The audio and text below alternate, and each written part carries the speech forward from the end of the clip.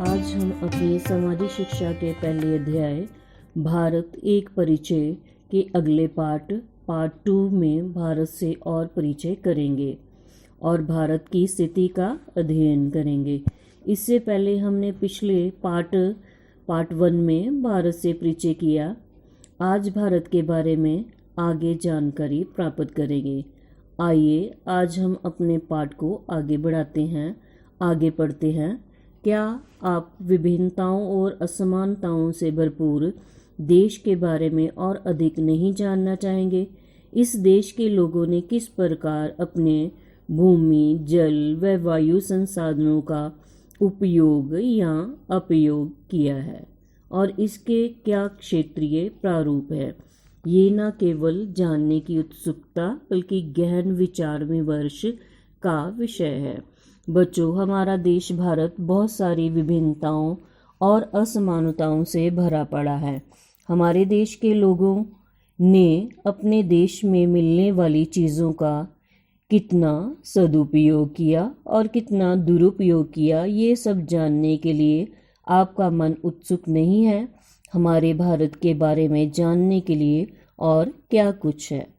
भूगोल के विद्यार्थियों के लिए ऐसे प्रश्नों का उत्तर ढूंढना केवल रोचक ही नहीं होगा बल्कि भौगोलिक दृष्टिकोण से अनिवार्य भी है।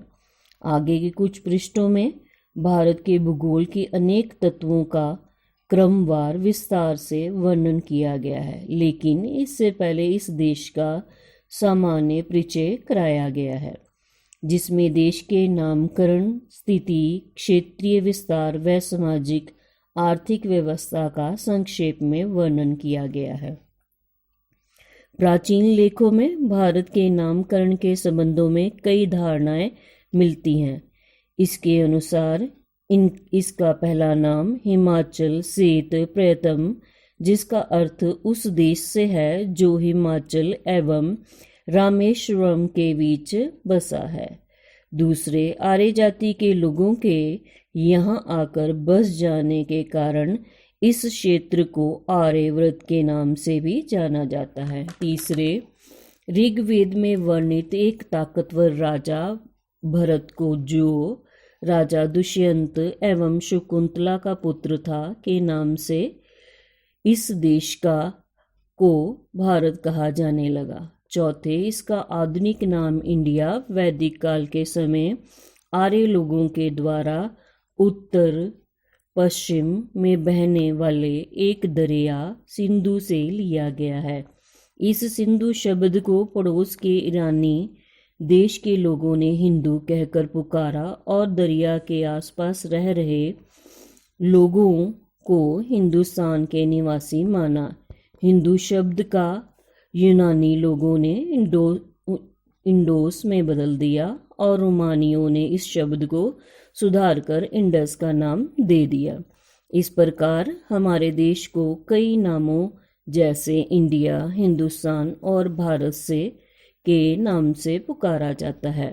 बच्चों, प्राचीन लेखों में भाव हमारे पुराने ग्रंथों में भारत के नाम के संबंध में कई धारणाएं हैं। सबसे पहले इसे हिमाचल सेत प्रयतम कहा जाता था, जिसका मतलब है कि हिमाचल से रामेश्वरम तक फैला हुआ देश। फिर आर्यों के आने से आर्यव्रत कहा जाने लगा। फिर भारत के नाम से भारत कहा जाने लगा। वैदिक काल में आर्यों ने हमारा आज का आधुनिक नाम इंडिया सिंधु नदी से लिया। ईरानी लोगों ने इसे हिंदू कहा तो यूनानी लोगों ने हिंदू को इंडोस में बदल दिया और फिर रोमानियों ने इसे इंडस का नाम दिया, जिससे हमारे देश को कई नामों से इंडिया, हिंदुस्तान और भारत के नाम से जाना जाता है। समय समय पर इसके अलग अलग नाम रहे हैं। आगे बढ़ते हैं। स्थिति। भारत एशिया महाद्वीप के दक्षिण की ओर फैला हुआ एक विशाल देश है। देश के उत्तर में हिमालय की विशाल पर्वतीय दीवार है और दक्षिण में विशाल हिंद महासागर होने के कारण त्रिकोणीय शक्ल बनती है। इसके एक तरफ अरब सागर और दूसरी ओर बंगाल की खाड़ी है। वह ग्लोब पर पूर्वी गोलार्ध में स्थित होने के कारण पूर्वी देशों में गिना जाता है। हिंद महासागर में से निकलने वाले अंतर्राष्ट्रीय समुद्री मार्ग भारत का संपर्क एक तरफ पश्चिम के विकसित देशों से जोड़ते हैं तो दूसरी तरफ पूर्व एवं सुदूर पूर्व में स्थित चीन, जापान, इंडोनेशिया एवं ऑस्ट्रेलिया से। इसके अलावा अफ्रीका एवं मध्य एशिया के देशों से भी समुद्री मार्ग के द्वारा व्यापारिक संबंध कायम हो रहे हैं। स्वेज नहर के खुल जाने के कारण भारत की व्यापारिक महत्ता और भी बढ़ गई है। इससे भारत और पश्चिम यूरोप की बंदरगाहों के बीच 7,000 किलोमीटर की दूरी कम हुई है। बच्चों, आपने ऊपर पढ़ा और सुना कि भारत के उत्तर में हिमालय की विशाल पर्वतीय दीवार है और दक्षिण में विशाल हिंद महासागर होने के कारण त्रिकोणीय शक्ल बनती है। भारत के एक तरफ अरब सागर और दूसरी ओर बंगाल की खाड़ी है। ये सब हम भारत के मैप के द्वारा समझेंगे। आप भारत का नक्शा देख रहे हैं। भारत के सबसे ऊपर उत्तर में हिमालय की पहाड़ियों की श्रृंखलाएं हैं जिससे एक दीवार सी बन जाती है। दक्षिण में मतलब भारत के पैरों में हिंद महासागर तो देख रहे हैं। इस वजह से भारत की शक्ल त्रिकोणीय बन जाती है। भारत के बाईं ओर अरब सागर और दूसरी ओर दाईं तरफ बंगाल की खाड़ी है। अब हम हिंद महासागर में से निकलने वाले अंतर्राष्ट्रीय समुद्री मार्गों के बारे में पढ़ेंगे, देखेंगे और समझेंगे। आप हिंद महासागर में समुद्री मार्गों का नक्शा देख रहे हैं। आप अपने नक्शे में जो लाल लाइंस देख रहे हैं ये समुद्री मार्ग हैं। ये मार्ग सुदूर पूर्व में भारत को चीन, इंडोनेशिया, फिलीपीन, मलेशिया से जोड़ते हैं।